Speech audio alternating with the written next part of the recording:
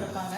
நான் நிறைய பேருக்கு தெரியாத விஷயம் என்னன்னா 2018 ஜனவரியிலேருந்து ஏன்னா நிறைய மகப்பேறு மரணங்கள், சிசு மரணங்கள் மறைக்கப்படுகின்றன.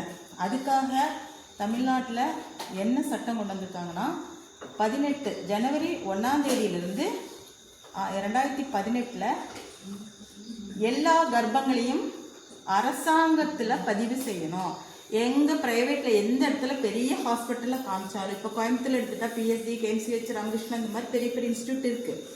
அங்கே எல்லாமே காமிச்சாலும் இப்போது நீங்கள் கலையரசி சிப்பில மேடம்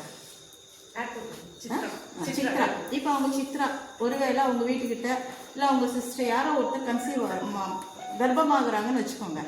கர்ப்பமாகறப்போ அந்த பக்கத்தில் இருக்கிற ஆரம்ப சுகாதார நிலையத்தில் கர்ப்பத்தை பதிவு செய்யுங்க. அப்படி பதிவு செஞ்சு ஒரு நம்பர் தருவாங்க, பிக்மி நம்பர், RCH ஐடின்னு ஒன்று தருவாங்க. அந்த நம்பர் இருந்தால் தான் அந்த பொண்ணு எங்கே டெலிவரி போகிறாங்களோ அங்கே பிறப்பு பதிவு செஞ்சு பிறந்த சான்றிதழ் பிறப்பு சான்றிதழ் வழங்கப்படும். இல்லாட்டினா வழங்கப்பட மாட்டாது. இன்கேஸ் வெளியிருந்து வராங்க, லண்டன் இந்த மாதிரி எல்லாம் சிலர்லாம் அம்மா வீட்டுக்கு வருவாங்க, அங்கே கன்சீவ் ஆகிட்டு இங்கே வருவாங்க. அவங்களுக்கும் தற்காலிகமாக ஒரு இது இருக்குது. அந்த மாதிரி போட்டு அந்த நம்பர் கொடுத்து அவங்களுக்கும் அந்த மாதிரி ஒரு இதில் தான் இப்போ போயிட்டுருக்கு. அதனால் உங்கள் வீடுகள்லேயோ உங்கள் பக்கத்துலேயோ யார் கன்சீவ் ஆனாலும் சீக்கிரமாக, அதாவது கர்ப்பமான உடனே நிறைய பேர் என்ன பண்ணால் மெதுவாக போகலான்னு நினைப்பாங்க. சீக்கிரமாக கன்சீவ் ஆகிறது கர்ப்பப்பதிவு பண்ணணும், அது முக்கியம். அப்போ தான் அந்த குழந்தையோட பிறப்பு.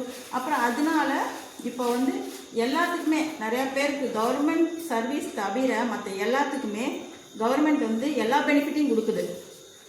போஸ்ட் ஆஃபீஸ் அக்கௌண்ட்டில் ஓப்பன் பண்ணிவிட்டு கணவன் மனைவியோட Aadhaar card, post office account கொடுத்துட்டோம்னா அவங்களுக்கு முதல் 3 மாதம் முடிஞ்சு 4ஆவது மாதம் ஒரு 2000 ரூபா மதிப்புள்ள ஒரு கூட பெட்டகம், ஊட்டச்சத்து பெட்டகம் கொடுப்பாங்க. அதுக்கப்புறம் 7ஆவது மாதம் 8ஆவது மாதத்தில் ஊட்டச்சத்து பெட்டகம் கொடுப்பாங்க. அதுக்கு என்னென்னா நீங்கள் அங்கே காமிக்கிறதையும், ஏன்னா உங்களோட இங்கேயும் ரெஜிஸ்டர் பண்ண ஆரம்பிப்பாங்க. இங்கே இலவசம்தான், கவர்மெண்ட்டில் இலவசம்தான்.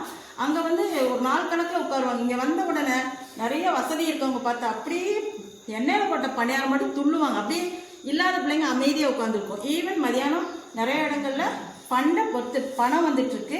மதியானம் மாசமாக இருக்க கர்ப்பிணி பெண்களுக்கு சாப்பாடும் கொடுக்குறாங்க.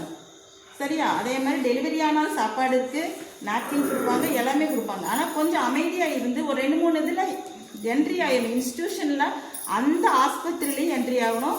அவங்க ஏரியாவில் ஒரு சிஸ்டர் வருவாங்க, அந்த சிஸ்டர்கிட்டையும் என்ட்ரி ஆகணும். அது பணமும் இருக்குது.